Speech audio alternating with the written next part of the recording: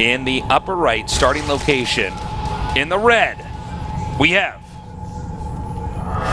Grandmaster Woongjin Star Soulkey. And our other player. Terrible intro. In the bottom left, we have Master SK Telecom T1 Su. We were getting those closing shots. I was trying to think of a cool way to introduce these guys, and I couldn't quite hammer it together. And then I'm like, all right, well, just say their colors. And I got to the second player. I'm like, it's like I'm the other Zerg player in the blue. Yeah, that's more of a duct tape intro than a hammered together, beautifully crafted wood carving intro that you normally do. Normally, I'm a wordsmith. Normally, you are. Normally, I'm an outro smith. Is what normally they call me here. You temper them back and forth on the anvil tasteless. The words I forge. Yes. For the casts, I cast. Yeah. Wow. So they're in cross spots now. Yep. This is a map with forced cross spots, right? Yes. I actually didn't realize there were forced cross spots. Excuse me. Yeah. It's such a better map since then. It makes more sense, absolutely. So, at first I was like, wow, how about that? They both opted to scout with the Herblord in the opposite location. Well, this is going to be a very interesting game. So, we do have a hatchery first for both of these players. Yeah. Not surprised to be seeing this. Probably both will grab gases and then pools, because that's normally how you'll roll with that hatchery first.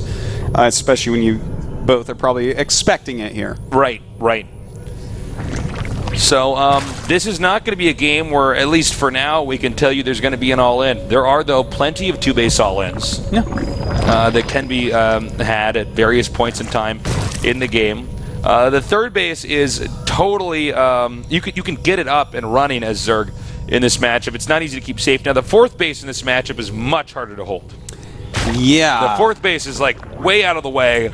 It's nothing really near it. I tell you, just taking any bases on this map can be pretty hard. It's an easy map to be aggressive on. So we'll see if they actually go for that. You know, if they both happen to decide to go for roaches and they both see like a double evolution chamber, something like that, then I think taking the third won't be a big issue. But if you don't see that, you gotta fear a lot of speedlings coming out and trying to kill your third. So yeah, I am interested to see how this goes. Well, you know, for the time being, there's going to be a little bit of downtime here as we have to wait and see what exactly these guys are going to do. It's quite interesting. The production tabs just line up basically the entire time. Yes, that's a ZVZ for you, is watching the production tabs. Yep. So, Artos, did you have a good weekend? You got to see your baby and everything? Yeah. Play with that baby? Yeah, it was a cute little baby. Had a good time. Yes. Played some Starcraft as well. Yeah. I don't know, not too much else. Not too just much kind of else? sat around. It was rainy. You know, it wasn't very good weather. Oh, no, the weather lately has been super cold. We had that 4th of July party, though. That was a lot of fun. Yeah, 4th of July party in Korea on the 6th of July. That's right. I think we were working on the 4th or something. 4th of July is a scam. It's all about the 6th of July. Yeah, that was a lot of fun. I played Super Punch Out on Nintendo. That was a fun game. An amazing game, actually. A lot of fun. Yeah, I played that a lot as a little kid. It's a great game. So we have Ling Speed now about to finish. And again, their builds are pretty much synced up. I mean, this is what we call in RTS games mirror builds.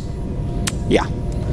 They pretty much are exactly that, Tasteless. This is almost a fun house, what we're seeing here today. And in fact, overall today, so many mirror matchups being played. Absolutely, yeah. This is mirror matchup day today here for us.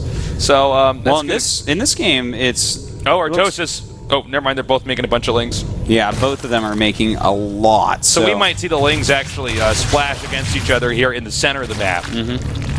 5 Banes for Soulkey, so it looks like he wants to get a little bit more aggressive. Will he be able to actually take out Su, though? Because, you know, Su obviously very good at micro as well. Yep, and it looks like actually Su getting a little surrounded there. I'm surprised he didn't pull out in time. Oh, but these Lings are going to end up passing each other up here. We have some defensive Banelings placed back here in Su's base, but the same is true for Soulkey. And he actually gets quite a few with those first Baneling connections. Now Soulkey, it's his turn to try to move forward here. There is a Spine Crawler on the way, double Queen and 2 Banelings. Doesn't look like he can get through, and layers going up for both players. It looks like this game should normalize here. Yeah. Let's see. It doesn't look like he's going to be able to do any damage now coming in here. And try to hit hard. Almost. Well, you know what? It doesn't matter because it's one Baneling, so that doesn't kill any drones. No, you made 3 red drones. Not a big deal there, but, you know, it's worth a try, I guess. Is that Baneling really going to walk all the way home and be useful? Nah, probably not. Yeah.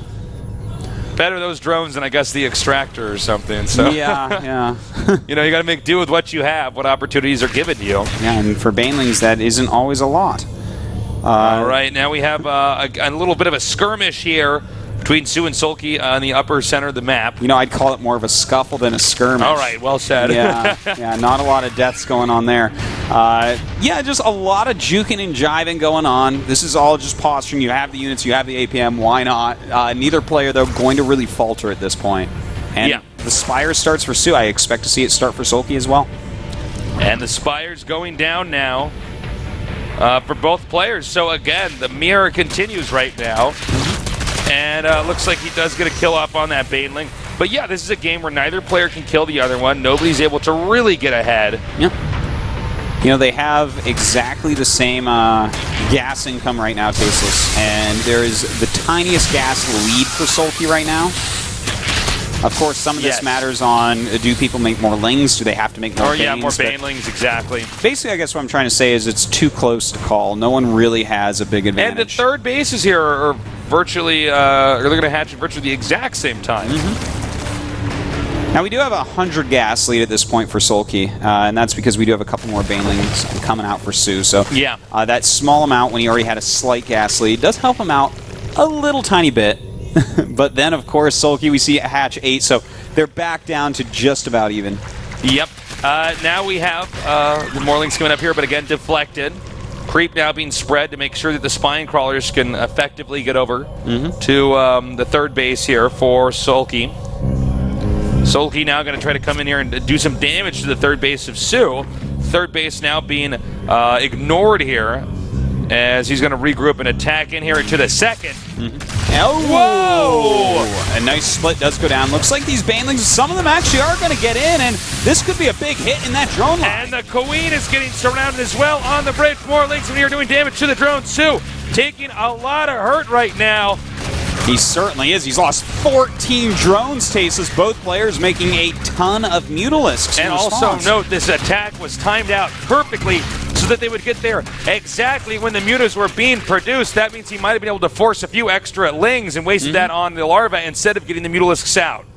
Well, right now both players have a lot of mutas. Well, about to have a lot of mutas. 12 on the way for Soulkey, and you've got to give a lead to Soulkey here, Tasteless. He killed so many drones there, but can he keep his advantage? That is the real question, isn't it? The mutas are both out. We could see an engagement here. The other question is who will destroy more overlords and get map control. The mutas now coming in here. It looks like Soulkey's eager to engage. Lings come in and go over the third as well. Nice move with these Lings towards that third base. Maybe he can do a lot of damage, but at the same time, Soulkey hitting the third base of Sue. And this is absolutely crazy, Tasteless. Both players having to recall their mutas to deal with the Lings. Another attack over here on the drones, splitting the Lings up so they can maximize the amount of damage they do, taking out a Queen. No more larva injects over there. And this is really going to hurt the economy of Sue, putting Soulkey, again, just a little bit further ahead. Well, he is up by about 25 supply right now, and that's a huge deal in ZVZ. His +1 carapace is going to finish first as well, and as of this moment, he actually has like a 3 or 4 Mutalisk lead, so he actually can walk over here and do damage and not be afraid at all. That's very true. Sue is now going to be forced into a defensive posture. Now, that doesn't mean that Soulkey is going to hold that thought. We have Lings coming down here now and hitting these drones. And again, this is another economic blow right now, as the mutas are now going for the hatchery at the third base while the Lings are destroying the drones in the main. Wow, great moves here by Soulkey, keeping the mutas busy. He's going to be able to pick off this hatchery, it looks like. Oh my God, is he going to get it? No, he drives it back out. That was a clutch runaway right there, Tasteless. His mutas aren't as close to reinforce. And had he stayed there and we have more drones being taken out. Had he stayed in that location and tried to get the hatch, Sue would have won the muta fight, which would have then resulted in a win probably for Sue. Yeah. The mutas would not be able to retreat because it's very difficult for mutas to actually get away from each other. The thing is, he's not being greedy at all. You know, he's already done enough damage. He's going to keep picking at Sue, and if Sue makes a mistake, he'll kill the hatchery, but there's no rush. It's beautiful. It's such a calculated play. Now we have the Lings coming over here. Nothing they could do there. The Glaives are just too strong. Now with the Queens here also, he's got to be careful to try to avoid the Queens at all costs. Nice job here denying the Banelings. If he can get that Extractor too, that's huge because that's where he's going to get the gas to get those mutas. And now a muta v muta engagement is occurring. It does look like neither player is actually comfortable completing that engagement. Yeah. And look at this Mutalist count, Tasteless. 25 to 19 right now. Both players producing about the same at the same time. So, Sue, the thing is, what do? Do you actually take some of your drones that you have precious few of because Soulkey sniping them and make spores? Well, and how are you going to make enough Zerglings? The hatch is under attack now, and it is gone. Very nice move. And you know what? At this point, Soulkey can actually just pull back for a moment, macro up, and then go back home. Or go back for an attack because Sue doesn't have any options here. Does he attack? Does he re-expand? I mean, really, there's not much he can do. He's basically drawing dead here. Yeah. Beautiful play here by Soulkey. Now taking out the rest of these drones and the Overlords. And again, think about it, guys. If you have one missing Extractor in your second base and you don't have a third base, that means that your opponent has triple or double the gas as you have. Yeah. Excuse me, double the gas as you have. Which again means that he's going to have double the Mutalisks you'll have, which is an inevitable checkmate. And look at the supply right now. Almost 50 supply up for Soulkey. Sue flying across the map with these mutas. Not sure what his plan is with them because he does have far fewer. He's down by about 10 mutas at this point. Yeah. And in fact, well, he's got to be careful. Soulkey can lose one, but you know, he's about to have +1 attack as well, so that's an additional upgrade on top of the huge Mutalisk lead. Oh my god, he's going to deny the third base again here with his Mutalisks. And I don't even believe that was canceled. So we may be seeing GG very soon here as Soulkey is just slowly but surely disarmed any option that Sue had of coming out with a 2-1 victory. That's completely true. Sue, at this point, already knows that there's really no chance here. I think he's just kind of coming to terms, probably going through his memory banks and seeing, and of course he knows, may as well go in for this fight, but it's not going to turn out well for him. Oh, there it is. GG. Great play there by Soulkey. A 2-1 victory that allows him to get that much closer to possibly being in the round of 8. Yeah. Well, Soulkey, I don't think a lot of people are going to be surprised about this victory. Probably not a lot of people are going to be surprised that he's very close to a round of 8 at this point. Yeah. You know, if he even got all the way to the finals, I don't think anyone would bat an eye. They'd be like, yeah, he's that good. Yeah, I mean, Soulkey played brilliantly, and Sue was the worser player, and that is that. Well, that was our first mirror matchup. Really nice guerrilla tactics there with the Lings and the Mutas. I mean, he's just attacking in so many different locations. There's not really a lot that he can do to deflect it. You know what I really liked about that game, Tasteless? What? Or that series, rather, is that we saw Muta versus Muta twice. And it's not as common now. It's not as common, but I like the thought process, especially on that map that we were talking about before, where that third base can be pretty hard to hold against Lings, so probably both people will go Mutas on that map, and it's really cool to see. Just the varying degrees of strategies that we can see in a mirror matchup. It really is. It's funny because people always complain about mirror matchups, but actually there are mirror matchups that are just so awesome, and so many things can happen. And we're going to have more mirror matchups today. So we're going to have a quick little break. When we come back, we're going to bring that next best of 3 to you, so don't go anywhere.